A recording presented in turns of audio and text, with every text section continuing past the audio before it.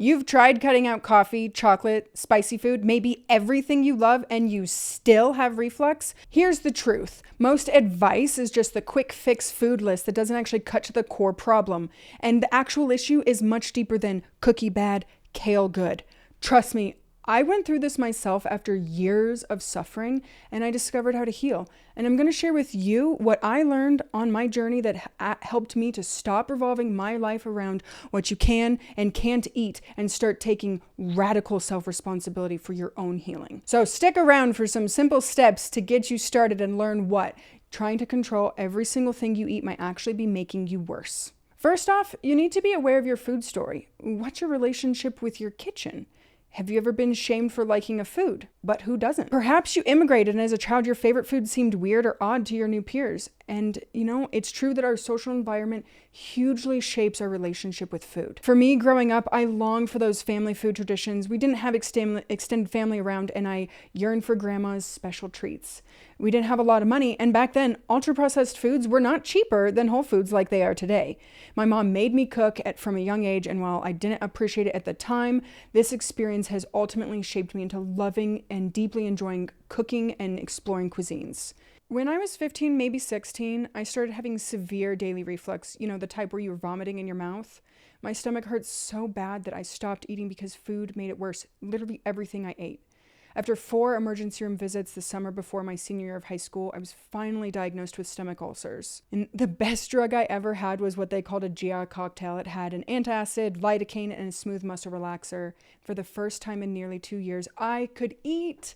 I was underweight, I weighed 90 pounds, and that medication gave me the temporary relief that allowed me to eat everything and not feel terrible.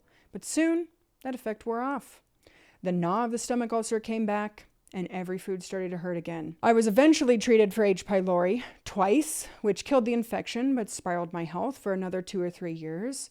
And I stayed on omeprazole twice a day and Maalox tabs several times a day in every cupboard I had near where I functioned to control my symptoms. And finally, at age 19, desperate and need for answers, the relief that I got allowed control to creep in. My last visit to see my medical doctor was while I was in college. And he stood just inside the door, holding a clipboard, wearing a tie, an M&M tie, and he didn't even bother to look at me. I was holding a study on newly published B12 deficiencies in PPIs, concerned about my new symptoms of numbness and tingling. Hey, he said, "Don't worry about it," handed me a WebMD handout for heartburn foods to avoid, and left. Like you, I had seen that list a million times, and I was strictly avoiding everything on it. No chocolate, no alcohol, no tomatoes, no citrus, no peppermint, really no mint of any kind, including toothpaste, no caffeine, no spicy foods, and definitely no carbonated beverages. Yet, even with the medications and the dosage increase, I was still having reflux to things like cucumber and water. I was totally out of options. He didn't listen, so what the heck? I took matters into my own hand in a process I call radical self-responsibility. Because the truth is, no one is coming to save you except you. Real change begins at home with you, your attitude, and your foundations for health. The easiest aspect of the foundations for health to control is what we eat. And I say easiest, but that doesn't mean it's actually easy, especially if you have a family, we have picky eaters, or a general lack of food understanding. In my initial journey, I went through all these quote-unquote healthy phases. Juicing, smoothies, only eating organic, no ultra-processed foods, no dairy, no gluten, you know this game. At first, I felt better, but eventually I started to feel worse again. More reflux, more nighttime symptoms, needing to avoid more and more food. What happened? I was overcome with the fear around eating the wrong thing. Oh my God, that's not organic. Oh my God, it has butter in it. I started to become terrified of food. And by the way, this is called orthorexia, and it's fairly common with people that have gut issues because, again, food seems like it's the easiest aspect of our health to control. But who wants to live in constant fear and anxiety around food? We don't want to tight fist control everything. We finally want freedom, food freedom. So how do we get there? Especially when the conventional idea has failed us again and again. Next, I'm going to talk about some of the basic principles I've found to be actually helpful and a few other specialized approaches you might not be aware of. So first off, let's be clear. There are no good and bad foods. There are foods that are more supportive of health, sure. And we humans do sure love to categorize things cookie bad, kale good, but we must fight that instinct, okay? I'm not saying that eating the standard American diet, which is about 60 to 70% ultra-processed foods daily, is the best way to support healthy outcomes. Data does not support that that's a healthy way. The negative impacts of the SAD are very strong, especially on cardiovascular issues. But I struggle talking about diet and nutrition as a one-size-fits-all approach. However, here's what I've learned regarding general supportive recommendations. Number one, you've got to prioritize protein. Most people, and I say most because most people are not getting enough protein. In 5 years of clinical practice, I have seen a small handful of people eating enough protein, and women, we are the worst offenders. I need close to 100 grams a day, which is tough. So I like to simply prioritize protein. Chronically ill people, those recovering, need even more. Focus on whole foods. Whole foods are ideal to support a healthy mind, body, and soul. A whole food is simply something your great-grandmother would recognize. And I say that because we need to have it be food that, something would be noticeable, not your Takis. Digestion-friendly temperature. We often think healthy. We think salad, right? But salad is just cold rocks, which is minerals.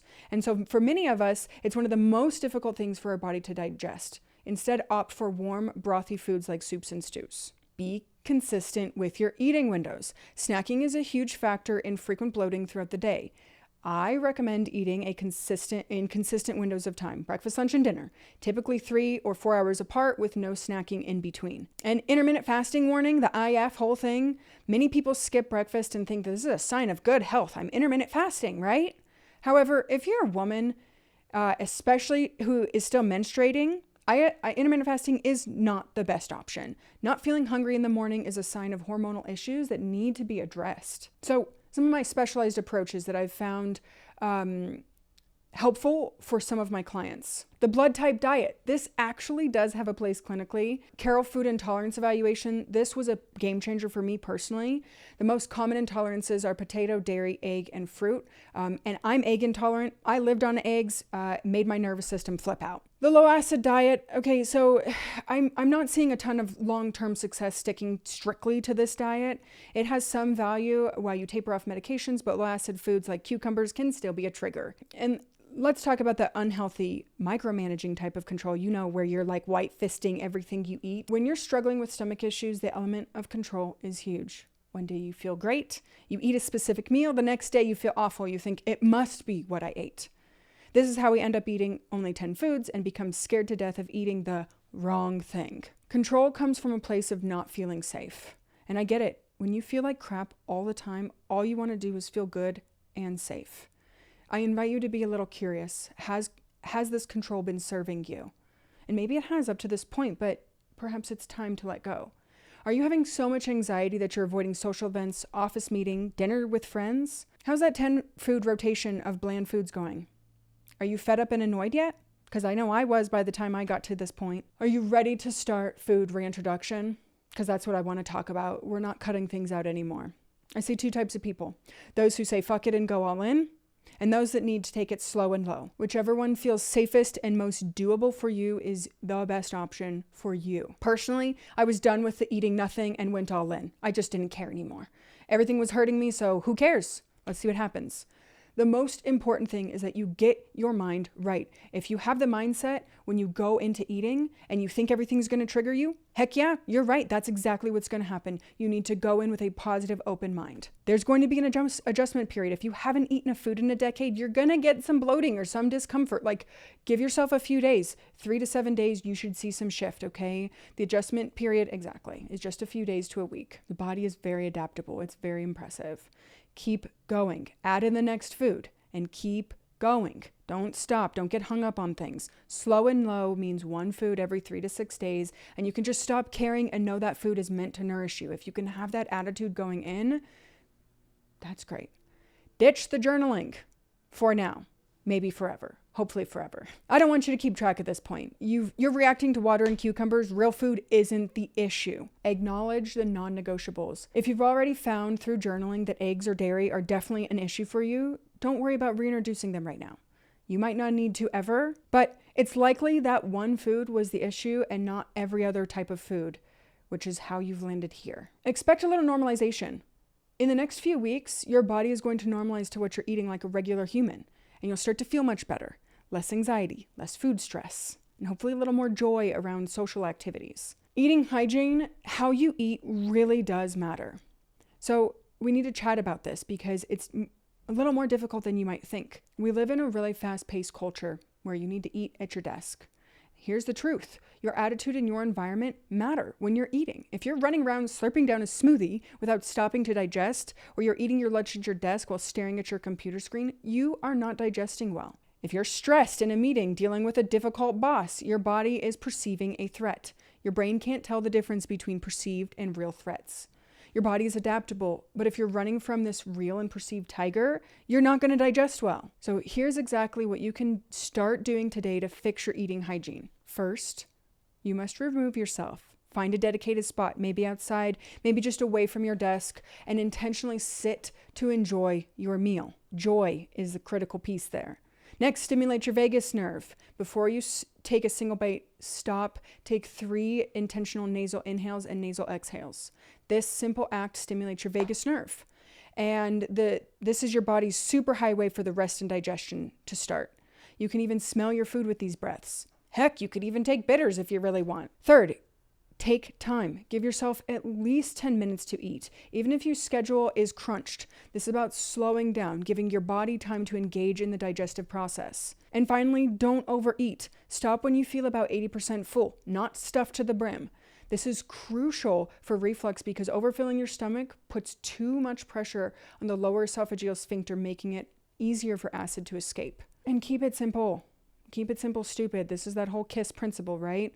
Food nourishes our bodies, mind, and souls. Our mindset and our attitude hugely impact the effect food has on our system. There are no good and bad foods, right?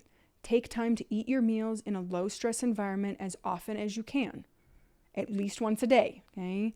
It's time to start eating food again. And like my father-in-law says, we eat 365 days a year, 3 times a day. It doesn't always need to be perfect. It just needs to be a time when you can enjoy what you eat and you keep it simple. If you're sick and tired of struggling with reflux and the conventional approach, check out the show notes for my free guide that will give you some additional support, and like and subscribe for more videos like this in the future.